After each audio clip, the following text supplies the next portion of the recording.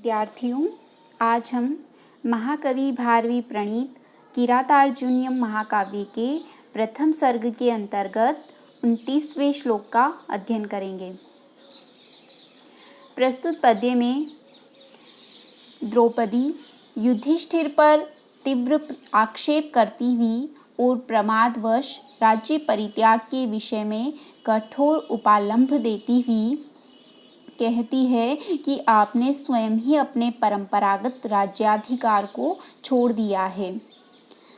अखंड माखंडल तुल्य धाम भीष चिरं धृता भूपतिभिः स्ववंशजैः त्वयात्महस्तेन मही मदच्युता मतंगजेन स्रगिवापवर्जिता।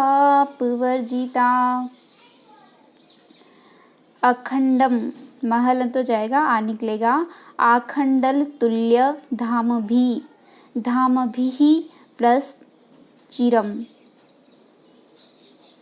श के स्थान पर विसर्ग हो जाएगा। स्तोश्चुनाश्चु से शुत्व संधि।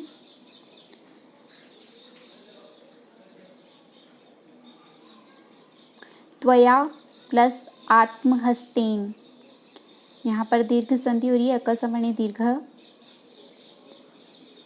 स्रग प्लस इव प्लस अपवर्जिता, इव प्लस अपवर्जिता, यहाँ पर दीर्घ संधि हो रही है। अन्वय है इसका आखंडल तुल्य धाम भी स्ववंशजै भूपतिभी चीरम अखंडम धृता मही त्वया मदच्युता मतंगजेन स्रग इव आत्महस्तेन अपवर्जिता। आखंडल तुल्य धाम भी, आखंडल तुल्य धाम भी, आखंडल का अर्थ होता है इंद्र। यह पूर्व में भी 24वें श्लोक में आ चुका है। कथा प्रसंगेन जनेरुदाहृता धनुस्मृता खंडल सोनु विक्रम, वहाँ पर हम इस पर विस्तृत चर्चा कर चुके हैं। धाम, धाम का अर्थ होता है तेज, प्रभाव, कांति, दीप्ति, प्रकाश।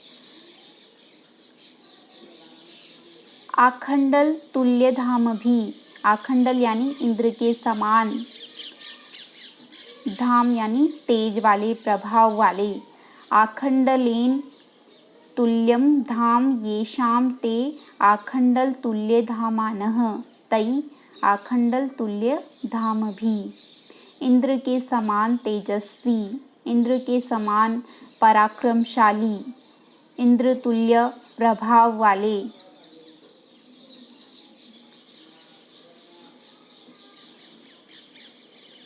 स्ववंशजै, स्व का अर्थ होता है अपना, वंश यानी कुल, और ज का अर्थ होता है जन्म लेने वाले। स्वस्य वंशः स्ववंशः स्ववंशे जायन्ते ये ते स्ववंशजा तै स्ववंशजै, अर्थात अपने वंश में उत्पन्न। भूपति भी, भुवः पति इति भूपति तै भूपति भी। पति का अर्थ होता है स्वामी, पालक, संरक्षक, और जो भूमि का स्वामी होता है वह है भूपति, अर्थात राजा, जिसको पृथ्वीपति, भूपाल, महीपाल, ये सब राजा के वाचक शब्द है। भूपति की तृतीया का बहुवचन है भूपति भी, राजाओं के द्वारा। यहाँ आखंडल तुल्य धाम भी, स्ववंशजै, ये दोनों पद भूपति भी पद के विशेषण रूप में प्रयुक्त हुए हैं। कैसे? भूपतियों द्वारा आखंडल तुल्य धाम भी, इंद्र तुल्य तेजस्वी, और स्ववंशजै, अपने वंश में उत्पन्न भूपति भी राजाओं द्वारा, भरत आदि राजाओं द्वारा। चीरम, चीरम अव्यय शब्द है, इसका अर्थ होता है चिरकाल तक, दीर्घकाल तक, बहुत समय तक। अखंडम, नास्ति खंडम यस्मिन् तद अखंडम अथवा न खंडम इति अखंडम। अखंडम का अर्थ होता है अखंड रूप में, अविच्छिन्न रूप में, संपूर्ण रूप में या सतत। धृता, ध्री धातु से त प्रत्यय होकर स्त्रीलिंग में टाप प्रत्यय होकर धृता। धृता का अर्थ होता है धारण की गई। ध्री का अर्थ होता है धारण करना, धारण की गई, भोगी गई, उपभुक्त, पालित, शासित, स्वायत्तीकृत। ये मही का विशेषण है। मही का अर्थ होता है पृथ्वी, भूमि, राज्य, भूमि, राज्य। त्वया, त्वया युष्मद् शब्द की तृतीया का एक वचन है। त्वया मतलब तुम्हारे द्वारा, आपने। मदच्युता,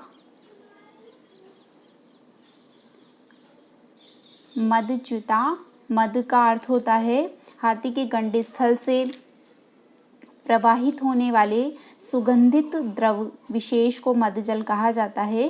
इसी को दानवारी या दानजल के नाम से भी जाना जाता है। मदच्युता का अर्थ होता है मदम च्योतति इति मदच्युत, तेन मदच्युता।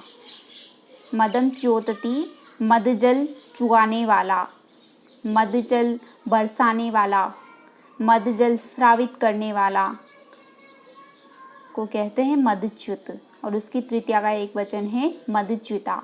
मदच्युता का अर्थ है मज्जल बरसाने वाले के द्वारा, अर्थात उन्मत्त के द्वारा। यहाँ पर मदच्युता ये मतंग गजेन के विशेषण के रूप में आया है। मतंग गजेन, मतंग एक ऋषि थे। मतंग ऋषि के शाप से चित्ररथ के पुत्र प्रियंवद को गज योनि में जन्म प्राप्त हुआ था। तब से हाथी को मतंग गज नाम से पुकारने की परिपाटी चल पड़ी। मतंगात जायते य स मतंग गजः। मतंग ऋषि के शाप से ज का अर्थ होता है जन्म लेने वाला, वह है मतंगज अर्थात हाथी। या मतंग का अर्थ मेघ, बादल भी होता है। तो उस रूप में अर्थ होता है कि मतंगः इव जायते इति मतंगजः। जिस प्रकार मेघ जल वर्षण करते हैं उसी प्रकार मतवाले हाथी भी मदजल बरसाते रहते हैं, अतः मतवाले हाथी को मतंगज कहा जाता है।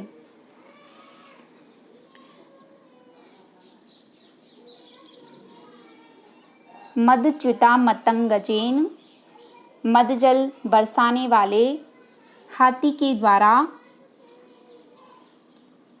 स्रक इव, स्रक जकारांत स्त्रीलिंग स्रज शब्द की प्रथमा विभक्ति का एक वचन होता है। स्रक या स्रग, दोनों रूप मिलते हैं, स्रक भी और स्रग भी। स्रक का अर्थ होता है या स्रग का अर्थ होता है पुष्पमाला। विशेषतः वह जो मस्तक पर धारण की जाती है उसको स्रक कहा जाता है। स्रक इव, स्रक की तरह। आत्महस्तेन, आत्महस्तेन, आत्मनः हस्त, आत्महस्तः तेन, आत्महस्तेन। यहाँ पर युधिष्ठिर पक्ष में हस्त से तात्पर्य हाथ से होता है, अतः आत्महस्तेन का अर्थ है अपने हाथ से। और मतंगज के पक्ष में हस्त से तात्पर्य सूंड से होता है, अतः आत्महस्तेन का हस्ती पक्ष में अर्थ है अपनी सूंड के द्वारा। अपवर्जिता, अपवर्जिता, अप उपसर्ग पूर्वक णिजंत वृष धातु से त प्रत्यय और स्त्रीलिंग में टाप प्रत्यय होकर अपवर्जिता बनता है। अपवर्जिता का अर्थ होता है त्याग दी गई, छोड़ दी गई, त्यक्ता, दूर फेंक दी गई। इस तरह से एक बार फिर से इसका अर्थ करते हैं। आखंडल तुल्य धाम भी इंद्र के समान तेजस्वी स्ववंशजई अपने वंश में उत्पन्न भूपति भी राजाओं द्वारा चिरकाल तक दीर्घकाल तक अखंडम धृता अखंड रूप में धृता उपभुक्त मही पृथ्वी को त्वया आपने मदच्युता मद बरसाने वाले मदजल बरसाने वाले मतंगजेन मतवाले हाथी के द्वारा आत्महस्तेन अपवर्जिता अपनी सूंड से फेंकी गई स्रग इव माला के समान आत्महस्तेन अपने हाथों से ही अपवर्जिता त्याग दिया है। जिस तरह से मतवाला हाथी अपनी सूंड के द्वारा अपने मस्तक की माला को पुष्पमाला को फेंक देता है, उसी प्रकार आपने भी अपने पूर्वजों के द्वारा इंद्र के समान तेजस्वी अपने पूर्वजों के द्वारा चिरकाल तक अखंड रूप में भोगी गई पृथ्वी को अपने हाथों से ही त्याग दिया है।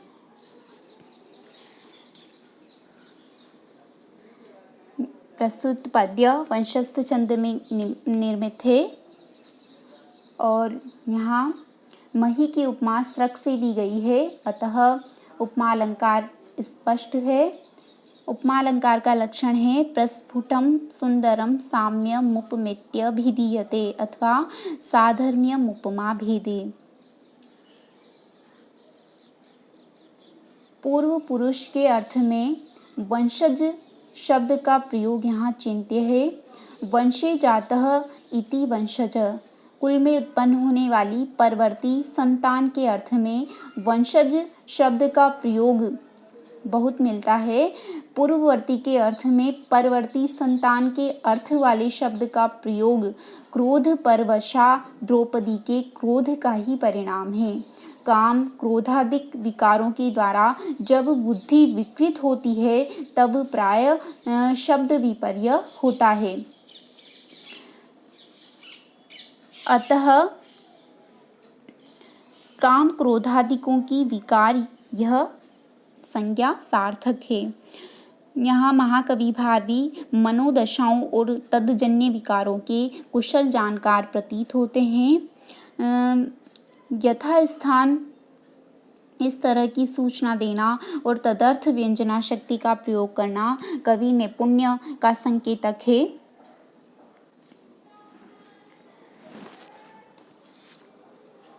आखंडल तुल्य धाम भी विशेषण के प्रयोग द्वारा द्रौपदी यह कहना चाहती है कि हमारे पूर्वज इंद्र के समान तेजस्वी थे, अतः हमें स्वयं को भी उनके योग्य उत्तराधिकारी सिद्ध करना चाहिए।